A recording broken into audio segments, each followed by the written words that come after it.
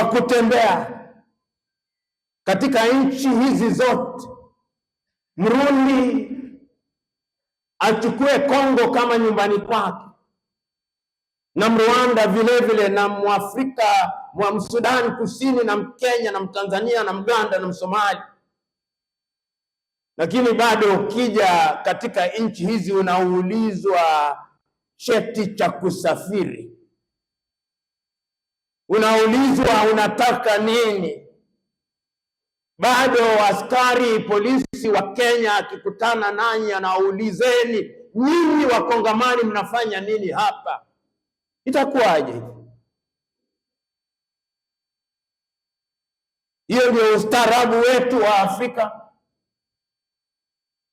Tukikosana tunashindwa kupata maridhiano. Lazima iwe ni kiongozi wa Kiarabu ndiye anatupatanisha Doha, kiongozi wa Kiarabu. Nchi kidogo tu, nchi ndogo ya Qatar, ndiye anakuwa mkunga wa upatanishi. Hatuna haya sisi wa Afrika, hatuna haya. Viongozi wetu wanachukua ndege Ulaya kwa kilomita zisizopungua 10,000, wanasafiri kwenda jijini Washington, Amerika, kisha wanasimamishwa kama watoto kusalimiana ili tuwe na maridhiano. Ole wetu wa Afrika. Vyombo vyetu vya habari wako radhi kutangaza mauaji ya Gaza, wako radhi kutangaza vita vya Ukraine, lakini hawakumbuki Gatumba. La hasha, hawakumbuki Gatumba. Ole wetu wa Afrika. Hii leo kukusanyika hapa kwa wenzetu ambao ni nyinyi ni wa Kongo, nyinyi ni wa Burundi, nyinyi ni wa Rwanda, nyinyi ni wa Afrika. Mbona bado tumejifunga katika jela ya mipaka ya mzungu? Mzungu anapokaa anatucheka tu, anasema hawa watu wa aina gani?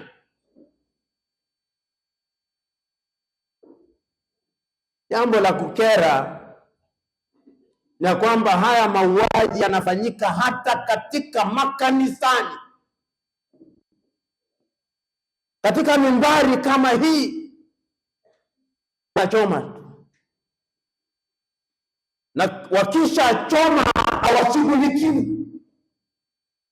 Wakati ni sasa. Wenzetu Wakongomani, wenzetu Watutsi, wenzetu wa Afrika, isiwe tunakutana tu.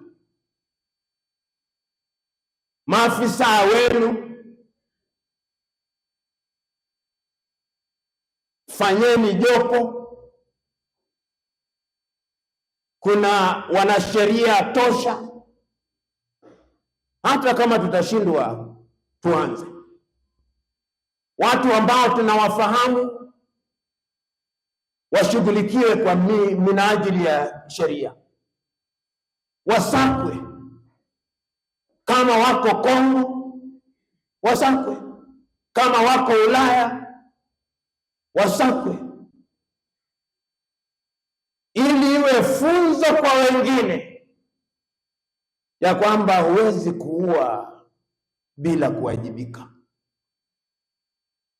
Kwa waliofariki, jukumu letu ni kuwakumbuka na kuwaenzi jinsi tunavyowakumbuka na kuwaenzi.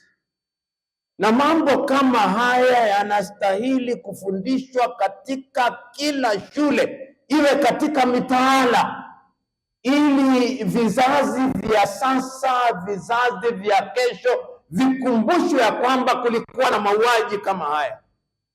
Kuna mwanadada ambaye ameandika kitabu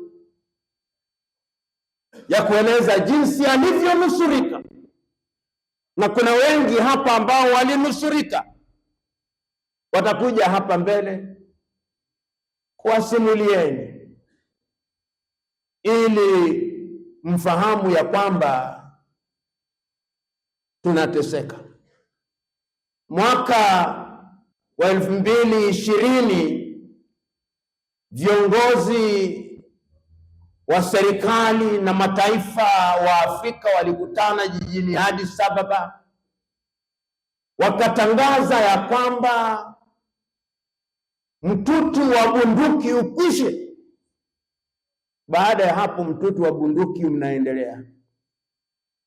Lakini ukiwaona viongozi wa Kiafrika wako katika hafla za kidiplomasia tu, wanakunywa mvinyo tu, hawatoi matamshi, hawakemi na mambo kama haya. Sasa wametangaza ya kwamba mtutu wa bunduki utakwisha mwaka 2030, lakini hawafanyi chochote. Kuna vikundi visivyopungua 120 mashariki mwa Kongo ambao wana bunduki, ambao wanaangaisha wakimbizi. Na si Kongo tu, katika pembe zote za Afrika kuna matatizo mengi tu, lakini viongozi hawasemi haya. Wamefyata ndimi zao. Sasa unauliza, ni viongozi wa kutupeleka wapi hawa? Ndugu wazalendo wa Kongamani, Mungu awafariji.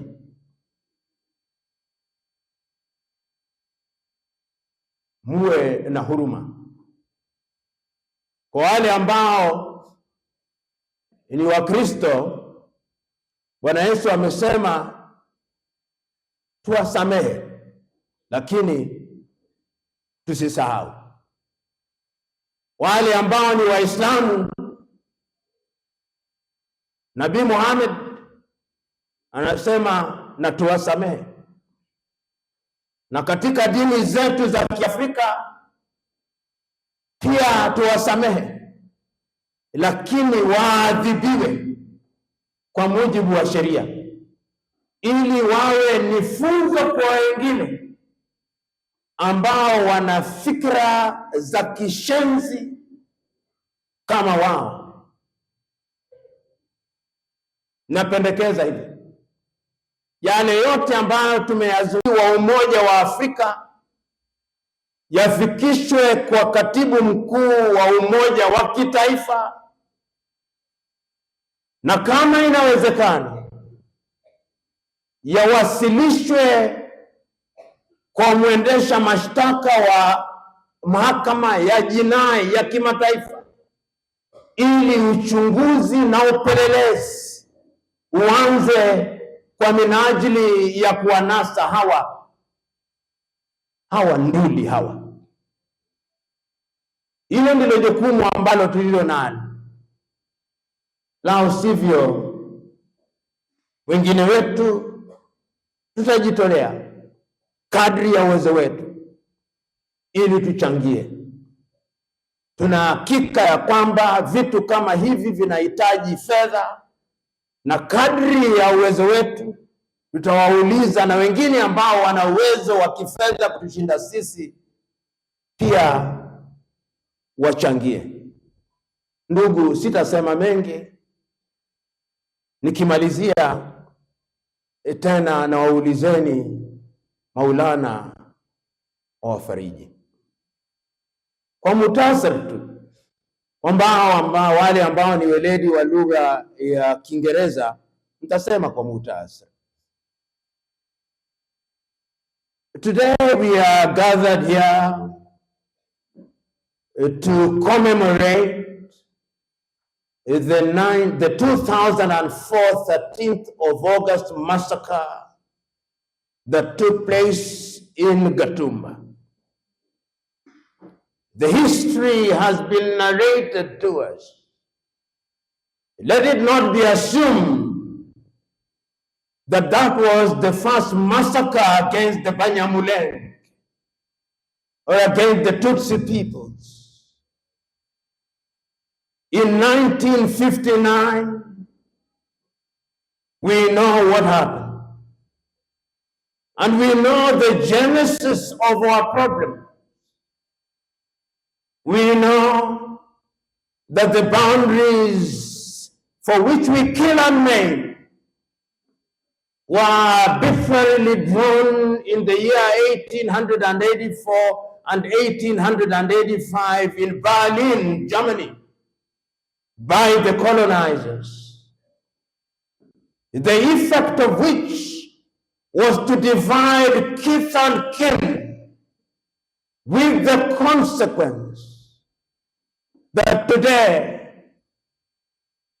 when our countries regained independence on the basis of those boundaries, the Banyamulenge are now characterized as Congolese, while some of their kith and kin are to be found in Rwanda and Burundi.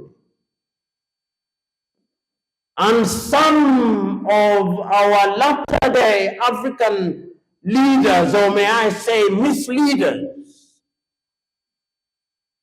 dare to say that the Banyamulenge are not Congolese because of imposed boundaries. We are here to remind them that we are Africans wherever we are,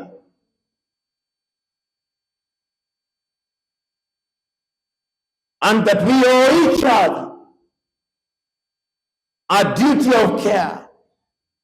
When we talk about Ubuntu, we mean that you are because I am. I may have been born in the physical location of Congo or Rwanda or Burundi, but if I choose to live in Nairobi, I should be respected. We live in a region where we have the East African Community, now comprising 8 countries.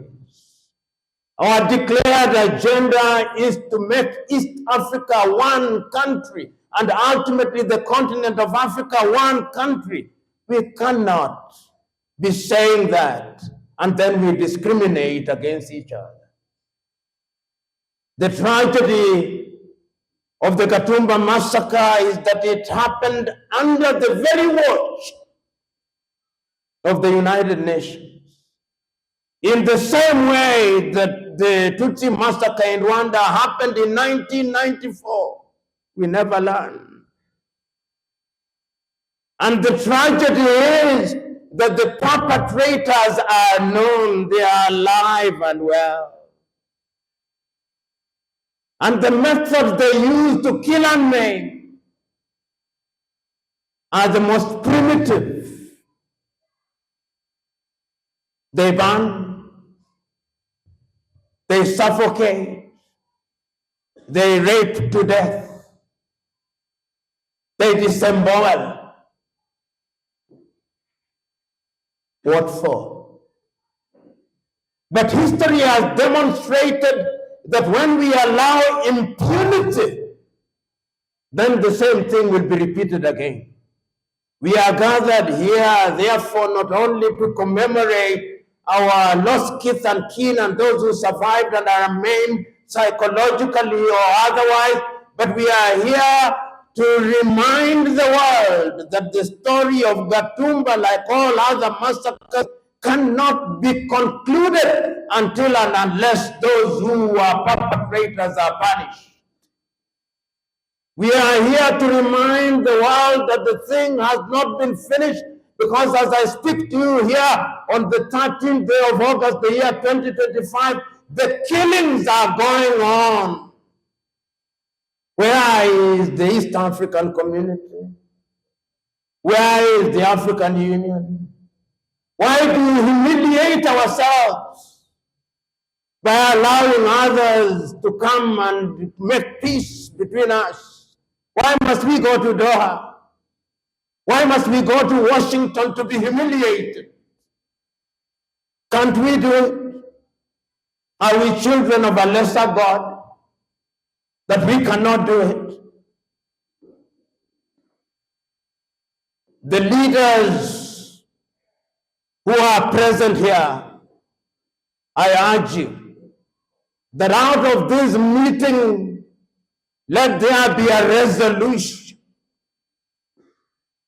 The resolution that will go to the chairman of the East African Community, that will go to the chairman of the African Union Commission, that will go to the Secretary General of the United Nations, that will go to the prosecutor of the International Criminal Court at The Hague, demanding that the perpetrators of the massacre in Gatumba and other massacres be dealt with.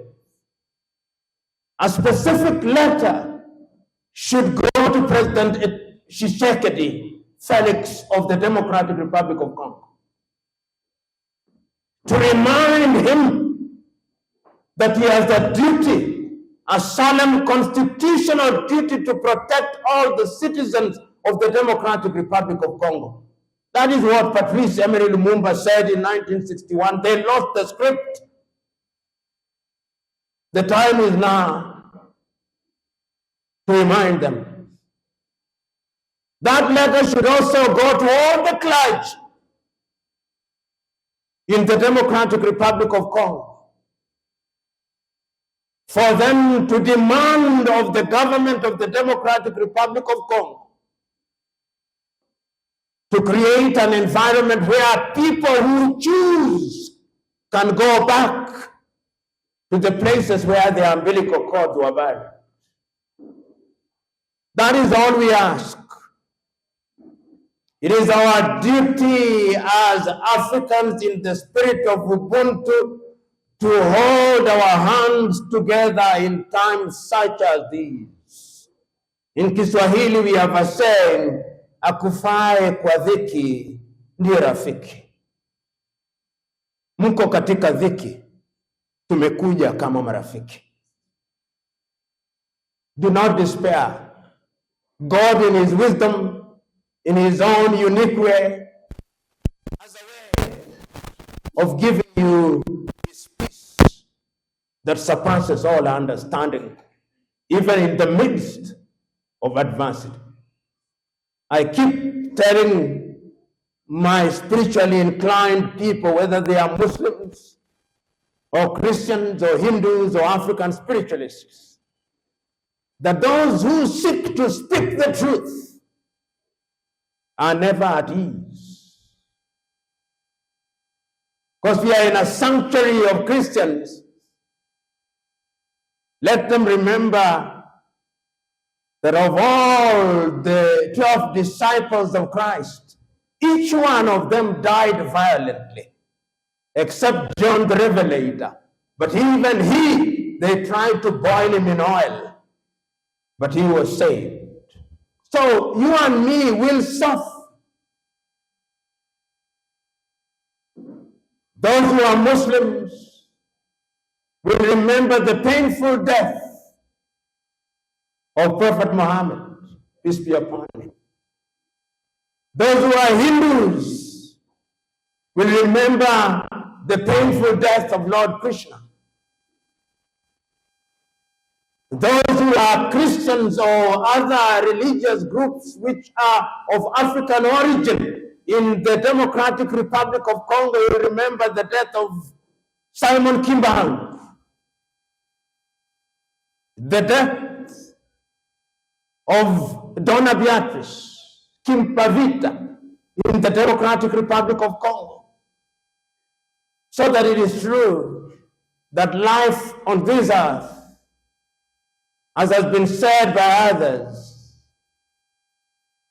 is a drama of pain with short episodes of joy. Let us commemorate and celebrate at once. God bless you. Thank you.